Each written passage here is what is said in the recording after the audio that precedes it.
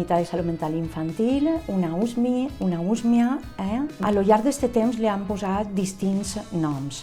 En totes les USMEs hem arribat a un denominador comú, que és prestar atenció ambulatòria a la salut mental de les persones menors, a infància i adolescència. Tinc la sort de formar part en una USMIA que té un equip complet, on està l'infermero, el treballador social, el psiquiatre i el psicòleg, i a més treballem baix un model comunitari centrat en les necessitats de les persones menors en problemes de salut mental.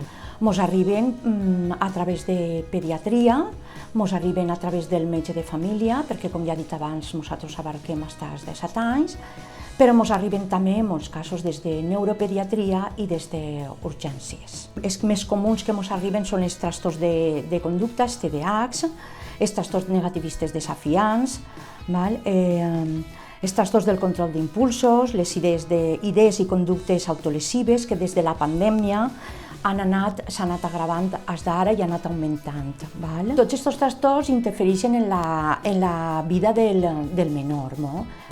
Primer dir que la treballadora social i el treballador social som una part important de l'equip d'atenció a aquest menor. Per a una família el més difícil és, en la meva opinió, és escoltar el diagnòstic. A ells se'ls escapa l'entendre-ho i el poder comprendre o entendre què és aquest diagnòstic. També se diu que el dolor mental és més difícil de suportar, fa mal.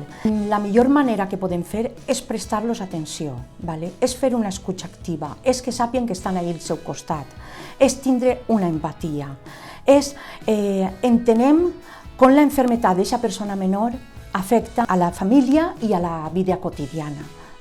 Diríem que finalment podem proporcionar-los assessorament i suggerir la millor manera possible de millorar aquesta situació i propiciar un canvi per positiu.